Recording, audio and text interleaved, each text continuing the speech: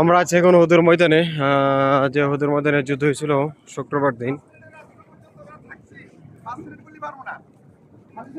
জি ভাই, এখানে হইলো 68 জনের তো কোনো খবর দেখছেন না?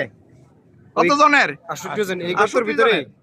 ওই যে সামনে দুইটা রাসূল সাল্লাল্লাহু আলাইহি ওয়াসাল্লামের চাচা আমির হামজা পূর্বটা, আর পশ্চিমটা হইলো হানজালা রাদিয়াল্লাহু তাআলা আনহুর কবর। তাইলে এখানে হইলো 68 আর ওখানে হইলো কতজন? দুইজন। কতজন? 70 জন সাহাবায়ে কেরাম রাদিয়াল্লাহু তাআলা আনহুর গণকবর। তাহলে যুদ্ধ শুরু হয়েছিল শুক্রবার দিন 12টার সময়। রাসূল পাক সাল্লাল্লাহু আলাইহি ওয়াসাল্লামের সাহাবারা শহীদ হয়ে গেলেন এই উহুদের যুদ্ধের ময়দানে। এই উহুদের যুদ্ধের ময়দানে 70 জন সাহাবাদের লাশ পড়ে আছে। এখন যুদ্ধ শুরু হয়ে গেছে, 6টা বাজে শেষ। এমন সময় রাসূল পাক সাল্লাল্লাহু আলাইহি ওয়াসাল্লাম বললেন সাহাবাদেরকে, হে আমার সাহাবারা, এই যারা আজকে এখানে শহীদ হয়ে গেছে এদেরকে নিজ নিজ বাড়িতে কিভাবে দাফন করা যায়? সাহাবারা বললেন, ইয়া রাসূলুল্লাহ, আজকে আমাদের দুঃখের দিন, পরাজয়ের দিন। আমরা যদি এদেরকে নিয়ে নিজ নিজ বাড়িতে দাফন করতে যাই, হয়তো কাফেররা কোথাও লুকাই থাকতে পারে, আমাদের উপর হামলাও করতে পারে। সবচেয়ে বেটার হবে এই সাহাবাদেরকে সবাইকে একত্রিত করে এক জায়গায় সবাইকে দাফন করে দেওয়া। তখন আল্লাহ রাসূল বললেন, তোমাদের পরামর্শ সঠিক। এবার পরে সবাইকে এই ময়দান থেকে জোগাড় করে আনি, যার যে কাপড় ছিল জানাজা ছাড়া আল্লাহ রাসূল এদেরকে এখানে দাফন করছেন 68 জনকে, আর 2 জনকে করছেন কোথায়? ওই সামনে 2 জনকে। ঠিক আছে না হাজী সাহেবরা?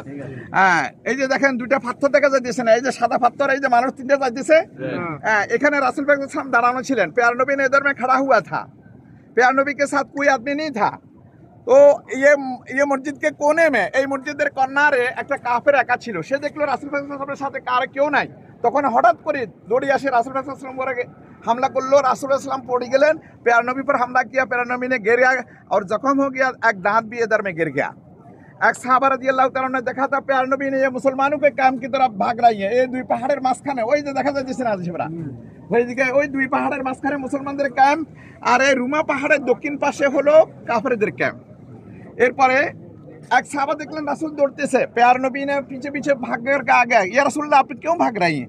भाई ये कौन काफिर ने मेरे हमला किया था, मेरे साथ कोई लश्कर भी नहीं था, ये मेरे एक दांत भी उधर में गिर गया। यूँ आकर देखा प्यारे नबी के दांत इधर में गिरा हुआ है, खून भी गिरा हुआ है। इधर মিনারা দেখা জানে ওই সেখানে দাফন করছে। ঠিক আছে না হাজী সাহেবরা? তাহলে আমরা কি আসলে সেলফি করার জন্য রুমা পাহাড়ে উঠছি?